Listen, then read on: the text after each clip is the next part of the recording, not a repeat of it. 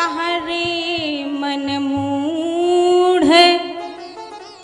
संतों ने अपने मन से कहा कि ए मूढ़ मन, थोड़ी हमारी बात सुन लो।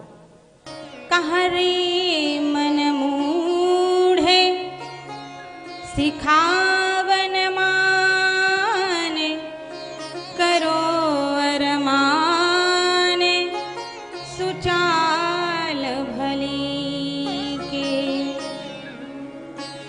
उत्साही बनो शुभ कामन के, तुम राही बनो परमार्थ गली के। अब बात कहो सबके हित की,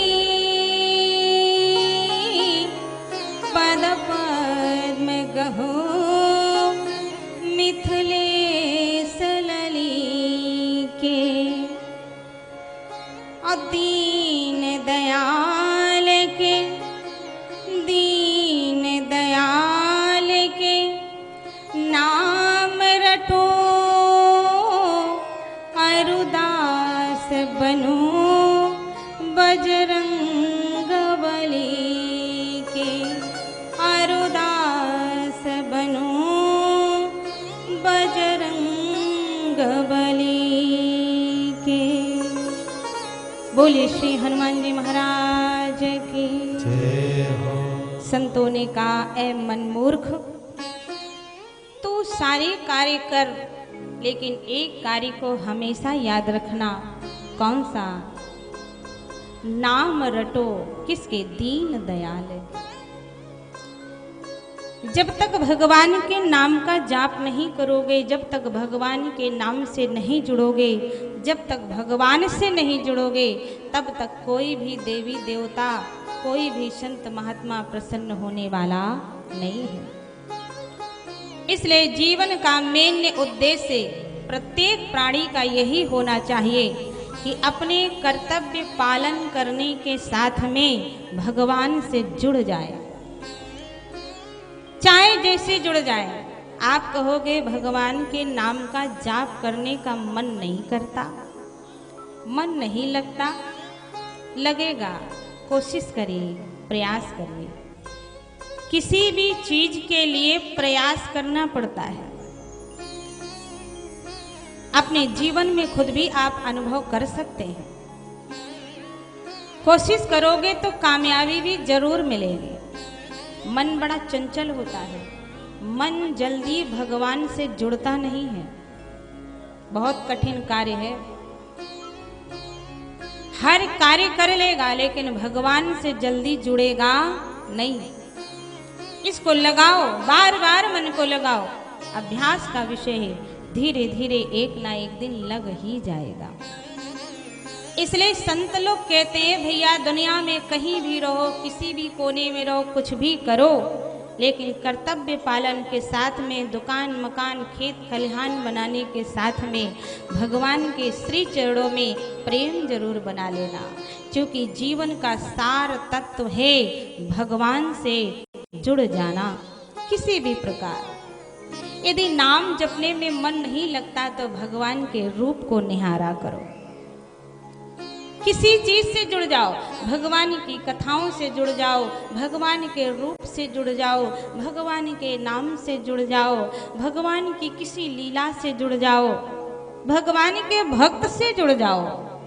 बिना ईश्वर से जुड़े हुए किसी भी जीव का कल्याण किसी भी प्रकार नहीं है।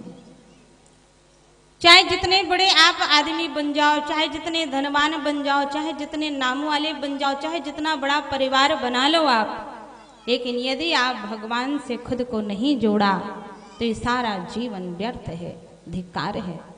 कल की कथा में आप सभी लोग श्रवण भी कर रहे थे। स्वयं महाराज मनु जी, सब कुछ है उनके पास, किसी चीज की कोई कमी नहीं। परिवार सुख, पत्नी सुख, प्रजा सुख, बाल बच्चे, सब चीज है, हर प्रकार का सुख है। लेकिन एक दिन एकांत में बैठ करके चिंतन करते हैं और चिंतन में ये सार निकला कि धिक्कार है इस जीवन का, जीवन तो व्यर्थ है। पूरी जिंदगी आप व्यवस्था बनाते रहिए।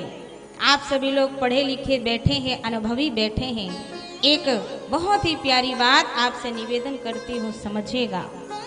व्यक्ति पूरी जिंदगी व्यवस्था करता है, पूरी जिंदगी।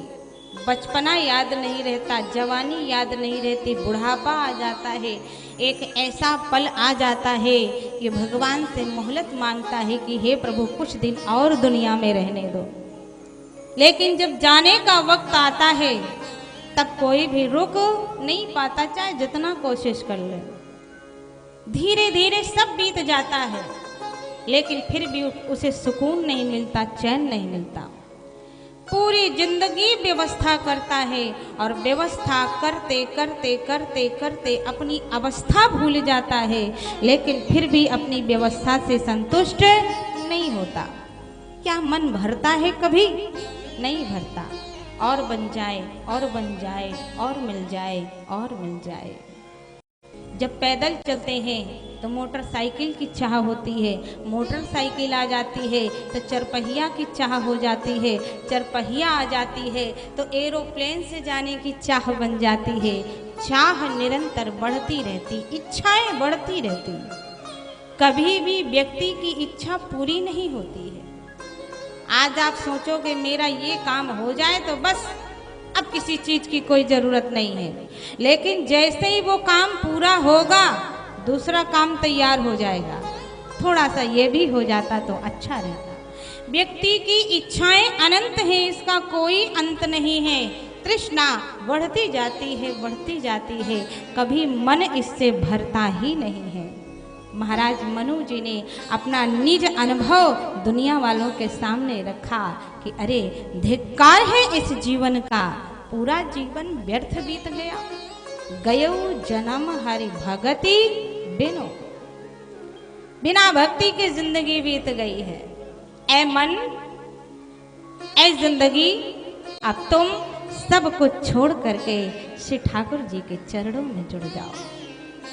श्री ठाकुर जी के भगवान के चरणों में मन अपना लगाओ। कल मैंने चर्चा किया था कि जिसके आचरण अच्छे होंगे उसी के चरण सही दिशा में पड़ेंगे। महाराज मनु जी का सुंदर आचरण, इसलिए चिंतन में भी अच्छा विचार निकल के आया कि अब हमें भगवान की भक्ति करनी है और सब चीज का परित्याग करके महाराज मनु जी अपनी पत्नी शतरूपा जी को लेकर के चल देते हैं भगवान की भक्ति करने, भजन करने।